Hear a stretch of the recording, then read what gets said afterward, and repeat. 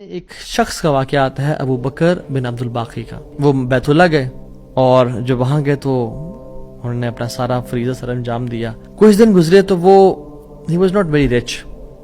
ان کا راشن جو تھا وہ ختم ہو گیا اور جب راشن ختم ہوا تو بھوک اور پیاس کا عالم.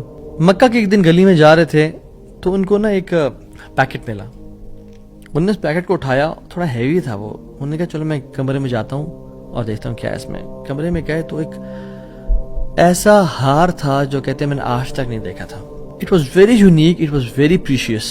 کہتے ہیں کہ میں بڑا حیران ہوا یہ کس کا ہوگا. خیر الٹیمیٹلی میں نکلا اپنے کمرے سے باہر حرم کی طرف آ رہا تھا تو مکہ کی گلیوں میں نے ایک دیکھا ایک شیخ یعنی ایک بزرگ انسان تھا جس کے ہاتھ میں 500 دینار تھے اور وہ اناؤنسمنٹس کر رہے تھے کہ میرے گھر والوں کا ہار گما ہے, جس شخص کو مل جائے وہ مجھے دے, میں اس کو 500 دینار دوں گا. ابو بکر رحمہ اللہ نے سوچا کہ میرے پاس تو پیسے نہیں ہیں, میرے پاس تو راشن نہیں ہے, میں تو بھوک پیاس کا عالم ہے, تو میں اس کو ہار دوں گا اور اسے پیسے لے لیتا ہوں. کمرے میں گئے تو کہا آپ سے 3 سوال ہیں, آپ اس پیکٹ کی نشانی بتائیں, جس چیز سے اس پیکٹ کو باندھا گیا اس کی نشانی بتائیں اور اس ہار کی نشانی بتائیں. صرف 3 نشانیاں بتا دیں. تو انہوں نے کہا پیکٹ ریشم کا ہے. انہوں نے کہا بالکل ٹھیک ہے آپ نے. انہوں نے کہا کہ جو پیکٹ جس چیز سے پیکٹ کو باندھا گیا ہے وہ بھی ریشم کا دھاگا ہے. انہوں نے کہا بالکل ٹھیک ہے آپ نے. اور تیسرا چیز کا انہوں نے کہا اس پہ 30 نگ لگے ہوئے ہیں اس ہار میں. انہوں نے کھولا اس ہار کو, دیکھا 1 2 3 4 5 6 30 کمپلیٹ, یہ آپ کا ہار. تو انہوں نے کہا یہ 500 آپ کے دینار. کہتے ہیں نہیں مجھے نہیں چاہیے. کہتے ہیں کیوں بیٹا, میں نے تو وعدہ کیا تھا کہ میں شخص دوں گا. کہتے ہیں میں نے اللہ کے لیے کام کیا ہے, یہ مجھے چیز ملی تھی, میرا ایز اے مسلمان میرا حق تھا کہ میں امانت کو واپس ادا کروں, تو میں آپ سے اس کا اجر نہیں لوں گا. حالانکہ ان کو نیڈ تھی لیکن کہا کہ نہیں میرا اجر اللہ تعالیٰ سے, واللہ لا اخذها, کہ میں اللہ کی قسم اس کو نہیں لوں گا آپ سے. وہ بحث کرتے تھے کہ لو تم نے لینا ہے, وہ کہتے ہیں میں نہیں لینا آپ سے, آپ چلے جائیں, یہ میں نے اپنا امانت ادا کی ہے, میں نے کوئی احسان تو نہیں کیا آپ پہ. وہ بزرگ بڑا حیران ہو کہ یہ کیسا نوجوان ہے. خیر وہ چلے گئے. کچھ عرصے بعد ابو بکر بن عبد الباقی رحمہ اللہ کہتے ہیں کہ میں فائنینشلی اسٹیبل نہیں تھا, تو میں نکلا کچھ تجارت کرنے کے لیے. تو میں جس شپ پہ بیٹھا ہند کی طرف میں نے سفر کیا, سافرت الی الہند, میں ہند کی طرف جانے لگا. اور کہتے ہیں جب راستے میں تھا تو اتنے برے طوفان نے ہماری شپ کو ہٹ کیا کہ پانی شپ کے بیچ میں آ گیا اور لاگز بکھر گئے اور وہ کشتی ٹوٹ گئی. کچھ لوگ ڈوب گئے, کچھ لوگ چیز چلا رہے تھے. میرے ہاتھ میں ایک لکڑی کا بہت بڑا ووڈ لاگ لگا, لکڑی کا ایک پھٹا سا لگا, میں نے اس کو زور سے پکڑ لیا. وہ مجھے جو ہے نا وہ سلولی اینڈ گریجولی کنارے پہ لے آیا. میں جب اس آئلینڈ پہ پہنچا تو دیکھا الحمدللہ وہاں پہ بالکل وہ ابینڈنڈ آئلینڈ نہیں تھا, وہاں پہ لوگ آباد تھے. کہتے میں جب اندر گیا آئلینڈ کی طرف اور دیکھا الحمدللہ مسلمان لوگ تھے اور وہاں پہ مسجد بھی تھی اور گھر بھی بنے ہوئے تھے. تو کہتے ہیں میں سیدھا مسجد چلا گیا. مسجد میں کہتے ہیں میں جا کے قرآن پڑھنا شروع کر دیا. جب قرآن پڑھا تھا تو ایک مزدور آیا میرے پاس اور کہتا ہے کہ آپ تو بڑا پیارا قرآن پڑھتے ہیں, اور ہمارے تو اس آئلینڈ پہ آپ کہاں سے آئے ہیں, ہمارا تو اس آئلینڈ پہ یعنی کوئی اچھا قاری نہیں ہے موجود کہ جو قرآن ایسے پڑھے, ماشاءاللہ یو ریسائٹ بیوٹیفل قرآن. تو آپ ایک کام کریں, آپ پلیز میرے بچوں کو پڑھا دیں.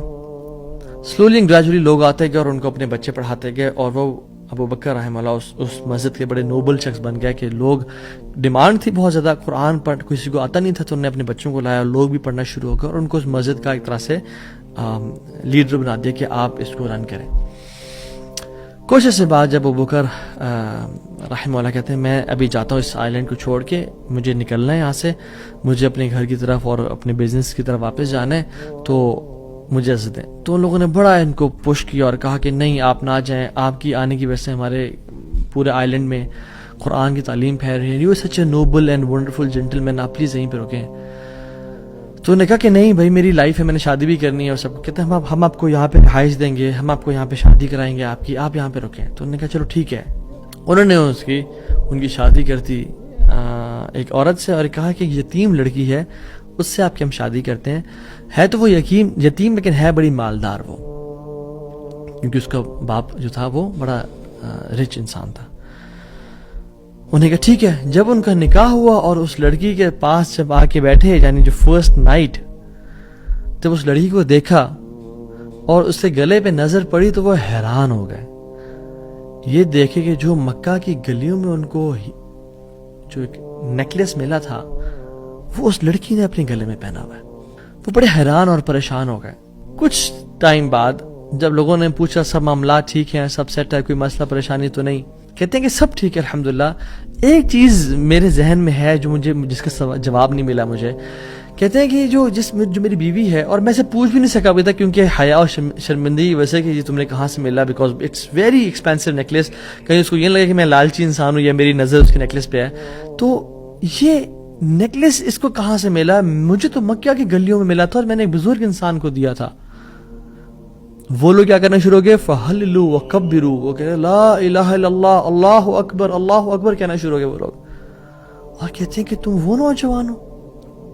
کہتے ہیں کہ اس کا باپ جو اس علاقے کا ایک بڑا انسان تھا, وہ ہمارے پورے اس علاقے میں ایک کہانی سنایا کرتا تھا کہ ایک شخص مجھے ملا, اس شخص سے زیادہ نیک انسان میں نے آج تک نہیں دیکھا, اس سے زیادہ امانت دار شخص میں نے آج تک نہیں دیکھا. وہ ہمیں ایک لڑکے کی کہانی سنایا کرتا تھا کہ ایسے ایسے اس کو نیکلیس ملا, اس نے مجھ سے پیسے نہیں لیے اور مجھے وہ اتنا قیمتی ہار واپس دے دیا.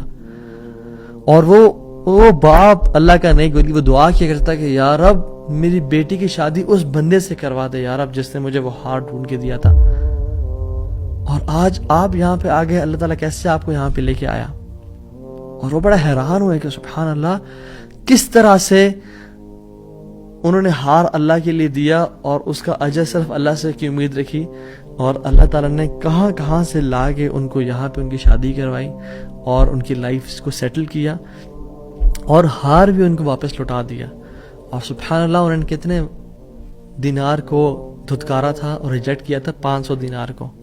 کہتے ہیں کہ مجھے ایک ٹائم میں لائف کے ہمیں ضرورت پڑی ہسبینڈ وائف کو, تو ہم نے کہا کہ اس ہار کو بیچ دیتے ہیں.